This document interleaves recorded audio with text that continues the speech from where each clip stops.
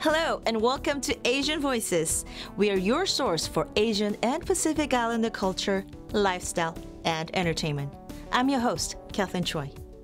Today we meet with an inspiring chef who has dedicated his life to teaching the art of Japanese sushi.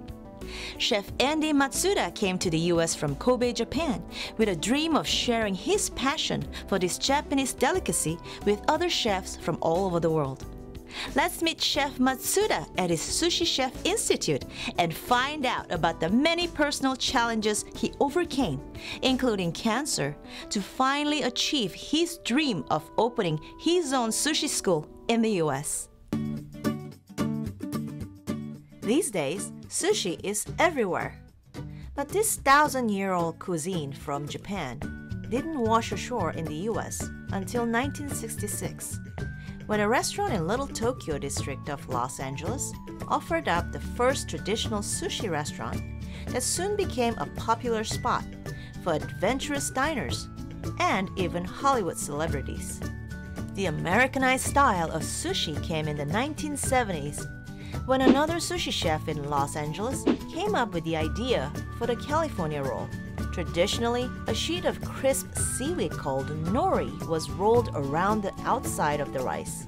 But this proved a little too adventurous for his American clientele, so he moved the seaweed to the interior of the roll, where it provided taste without the crunch. This simple move was perhaps the most symbolic for the future of American sushi. And by the 80s, the sushi craze had truly hit America. Sushi is still immensely popular today, and you can find sushi restaurants in just about every street mall in every city in America. Demand for skilled sushi chefs has also grown, but this culinary art requires proper training to safely handle and correctly prepare this delicate food. Meet Master Sushi Chef Andy Matsuda from Japan, who had a dream to open a sushi school in the US in order to share and teach his passion for the art of sushi, as well as ensuring the preservation of its traditions and culture. I was born in Japan, in Kobe, and I grew up with Japanese restaurant business. And my father started when I was 9 years old. I worked with helping my family business.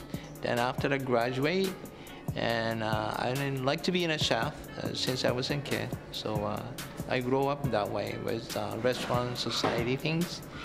But it's my father is a very strong person, so I want to get out of there. It's not in Japan, so I moved to the U.S. I was in 25. So, no friend, no money, no anything. I just be here by one of the dream.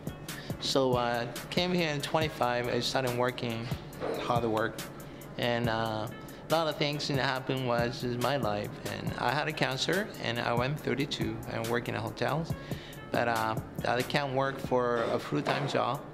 So started to people training. I can do some training in the people. So I started in 2002, started to my school to be my passion for transfer to someone. That's the reason to start my school here in the U.S. So now we can see so many demand for a chef. No one training in the people. So that's my job to be training in a chef to giving a demand of the chef opportunity here in the U.S. Our 2-month program are people coming from all over the world, so over 35 different countries, and here. Japan is more focusing on nigiri, Edomae style, but here is more rolls, combination.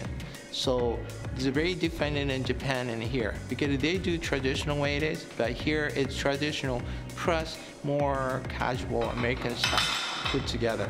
So that's more beneficial for them. I have 1,500 graduates, and some of them are very famous celebrity chef, New York and Palm Springs, and then other. Some other people has graduated has 2 or 3 restaurants. So we have over 100 restaurants already opened by our student. So those one is not only the U.S., they're all over, and in Thailand, Philippines to Spain or Netherlands. So there's many people open up their own restaurant after they graduate. So very happy to see them so well. I went to culinary school in Hyde Park, New York, CIA. I was saving my vacation every year for 8 years just to come for sushi school. That was my dream, to graduate and to learn sushi. We're teaching in 5 fundamental in here. And one is chopping a knife, and then cutting a fish, proper rice making, and then we do roll making and nigiri. This all 5 fundamental in a 2 months program. The hardest part for me has been going to that next level of like how sharp the knives are expected to be, especially in sushi, because I've been used to never sharpening my knife, and then suddenly having these really sharp tools and being clumsy. I've cut myself a few times, I guess. Working in a restaurant, no one teaching those fundamental things, because that's important things is not only the sanitation things, because you can get that any fish could be all over the world, but they don't know how to cook in rice. It's not taste as good. You don't know how to sharpen a knife. You don't cut the proper way it is, and they cut the fish, but they don't know how good or bad, then how to store them. So it could be danger. I like to be the sushi should be taste good and beautiful anywhere in the world.